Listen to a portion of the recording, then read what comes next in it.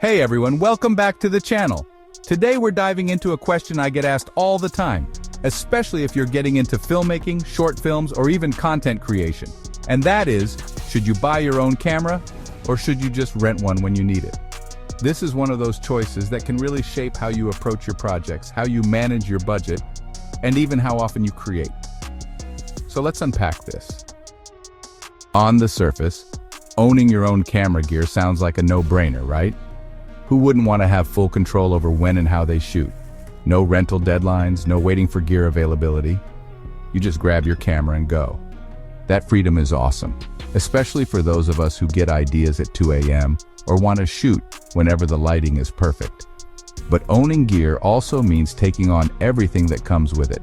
Maintenance, upgrades, insurance, storage, and learning curves. Now let's talk money. Buying a camera isn't just buying the camera, you're buying a whole ecosystem. That includes lenses, batteries, South Dakota cards, SSDs, North Dakota filters, audio gear, tripods, gimbals. The list goes on. Let's say you're eyeing something like the Sony FX30, Blackmagic 6K, or the Canon R6.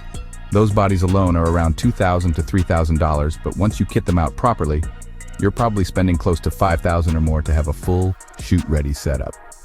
And that's not even touching higher-end gear. Meanwhile, renting gear gives you access to top-tier professional cameras. Stuff like the Arri Alexa Mini Red Komodo Canon C300 Sony FX6. Without the massive upfront investment, you can rent an Arri setup that would cost $50,000 to buy for maybe $400 to $600 a day. So, for big shoot days, that's a pretty reasonable way to get that premium cinematic look without selling a kidney. Renting also lets you tailor your setup to the needs of each specific project. Need a gimbal one day, a drone the next, a macro lens another? No problem. You're not locked into what you own. Now here's where it gets interesting. If you only shoot maybe 2 to 4 short films a year and they're spaced out, renting will almost always be more cost-effective. You're not spending thousands on gear that mostly sits in a closet. Instead, you're investing directly into each project. And because rental houses often provide customer support, insurance options, and even on-set tech help, there's a safety net there that when something breaks on your own gear. But what if you're shooting all the time, like weekly YouTube videos, client content, or personal projects? Owning gear could save you a lot in the long run. Imagine paying $200 every time you need to rent a camera setup, 3 times a month. That's over $7,000 in just 1 year. At that point, you might as well have bought the camera.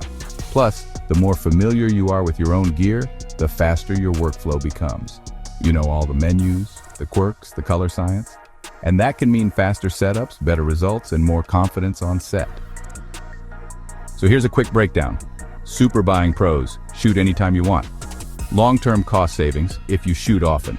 Build a consistent look and workflow. Great for freelancers and content creators. Super buying cons: big upfront cost gear gets outdated fast. You're on the hook for repairs, insurance, storage. Super renting pros: access to high-end gear for less. Only pay when you need it.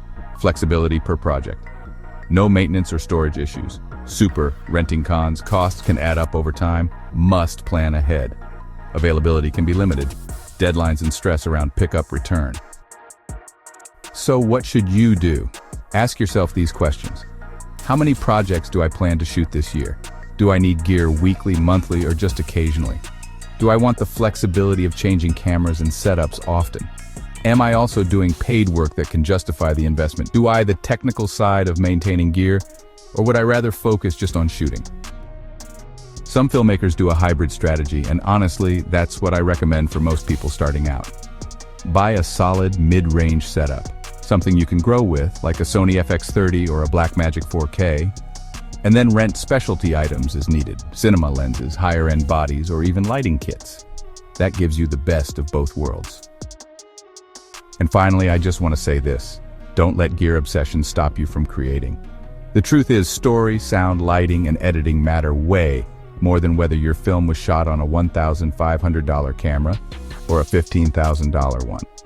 I've seen amazing short films shot on DSLRs with kit lenses because the story was strong. Use what you have, rent when you need to level up, and focus on getting better with every project. So whether you rent or buy, the key is to be intentional about your decision. Don't buy gear just because someone else on YouTube said it's cinematic. Think about your workflow, your goals, and what makes sense for. I hope this helped you out.